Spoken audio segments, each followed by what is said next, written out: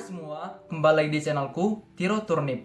Jadi di video kali ini aku akan bahas berkas-berkas yang harus kalian siapkan untuk mendaftar ke beasiswa Rusia.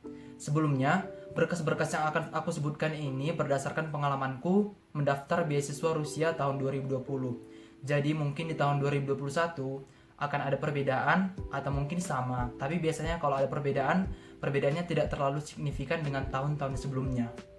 Oh iya, untuk beasiswa Rusia tahun 2021 akan dibuka tanggal 20 Januari 2021 sampai 20 Februari 2021. Jadi untuk kalian yang memang tertarik untuk beasiswa Rusia, simak video ini dengan baik dan siapkan berkas-berkasnya setelah menonton video ini.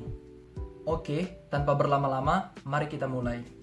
Kalau kalian mendengar kata beasiswa luar negeri, mungkin yang pertama terbenak di pikiran kalian adalah tes bahasa Inggris jenis TOEFL atau IELTS.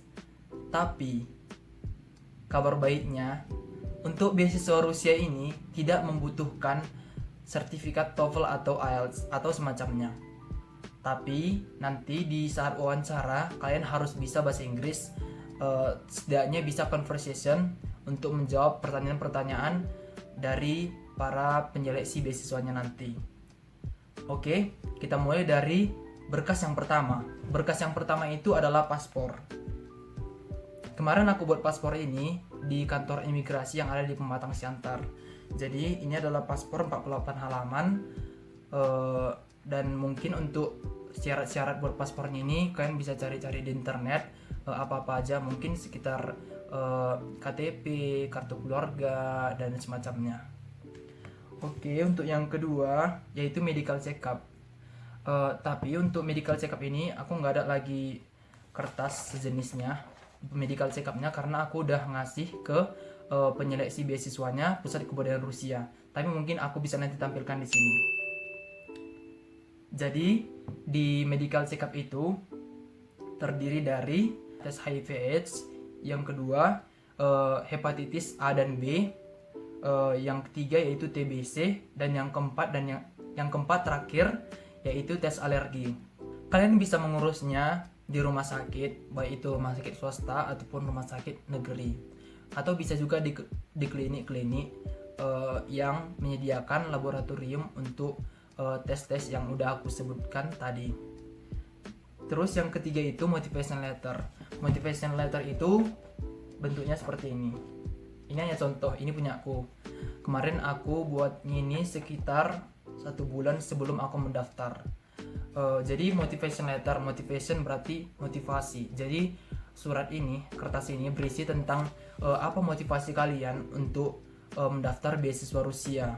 Mungkin semacam kenapa milih Rusia, atau kalian buat dulu sejenis perkenalan diri, terus kalian sebutkan kalian tertarik di bidang-bidang apa aja, terus langsung menjuru ke kenapa milih Rusia, prestasi-prestasi yang udah kalian lakukan, dan semacamnya gitulah. Kalian bisa konsultasi, mungkin kayak aku kemarin buat ini, aku tulis dulu sendiri, terus setelah itu aku kasih sama guru, sama teman, aku suruh mereka baca, terus nanti mereka revisi. Kayak mungkin ini kurangnya di sini, tambahi kata-kata ini gitu, supaya semakin bagus. Dan juga saranku untuk buat ini, jangan terburu-buru dan cari waktu yang tepat untuk membuatnya. Karena motivation letter ini salah satu berkas yang lumayan dan sangat penting untuk beasiswa ini. Selanjutnya yang keempat yaitu abstrak. Abstrak itu semacam ini. Jadi bisa kalian lihat di sini ada judul, di sini isinya, dan sini ada aku kasih sumber source-nya. Jadi untuk abstrak ini sejenis esai yang berhubungan dengan jurusan yang akan kalian pilih. Jadi aku kan ngambil jurusan manajemen. Jadi kemarin abstrakku berjudul International Marketing Strategy. Jadi di sini aku cari sumber-sumbernya. Mungkin saranku sumbernya jangan hanya yang berbahasa Indonesia. Cari sumber-sumber di Google dan di mana-mana di YouTube yang global gitu, supaya isi abstraknya juga nanti jangan hanya terpaku sama apa yang terjadi di Indonesia gitu. Dan juga sama seperti motivation letter tadi, aku juga tulis-tulis dulu di buku, di notes, terus setelah itu aku translatein ke bahasa Inggris, terus aku kasih ke guru bahasa Inggris, ke temanku yang jago bahasa Inggris, ke temanku yang jago menurutku, yang pintar, yang bisa untuk merevisi itu. Aku suruh orang itu baca, terus setelah itu direvisi dikit, terus aku ketik ulang, terus jadilah seperti ini. Terus setelah itu masuk ke raport dan pas foto. Raportnya itu ya raport ya raport pasti kalian tahu lah kan. Mungkin nanti pas mendaftarnya kalian akan disuruh mengirim raport semester 5 nanti, tapi kalau udah menang kalian disuruh untuk mengirim raport dari semester 1 sampai semester 6 dan juga ijazah. Tapi untuk pendaftarannya nanti seperti kami tahun kemarin itu hanya diminta semester 5-nya aja dan harus dilegalisir oleh sekolah. Terus pas fotonya 3x4 berlatar putih, contohnya gini aduh jatuh. Jadi aku belum tahu untuk tahun-tahun yang akan kalian coba itu dimintanya berapa, tapi ya biasanya latar putih.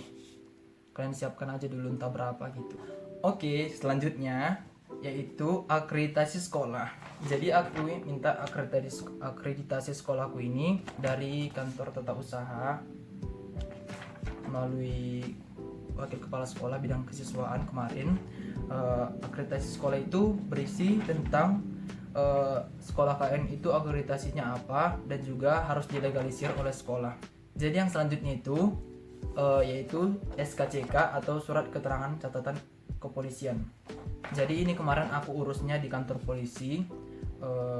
Ini berisi tentang data-data kita dan juga catatan kepolisian. Mungkin entah kita pernah berbuat jahat atau sejenisnya, kan untungnya aku nggak pernah buat kayak gitu dan ya hanya berisi kelompok ya sepertinya dan ya bahwa kita itu baik gitu. Oke.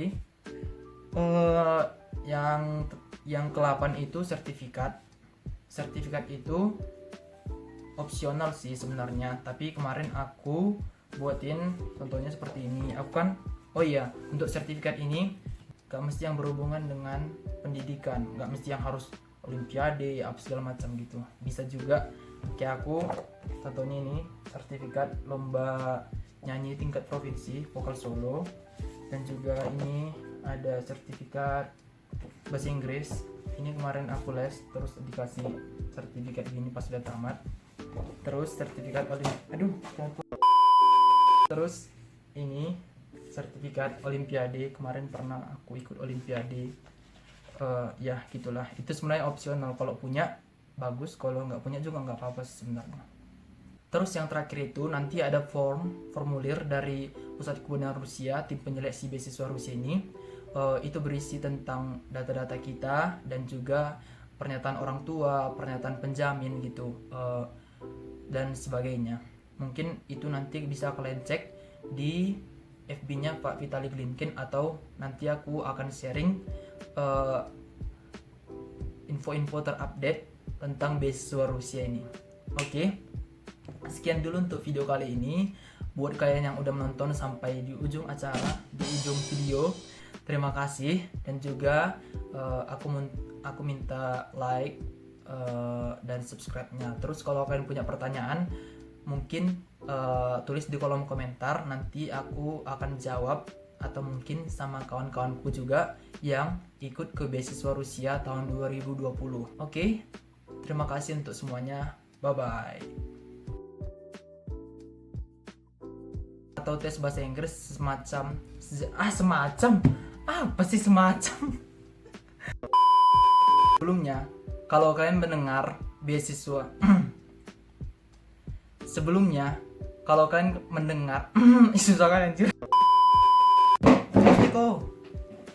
Kemarin aku ngurusnya di rumah sakit, ya pasti di rumah sakit. Kalian bisa mengurusnya di rumah sakit terdekat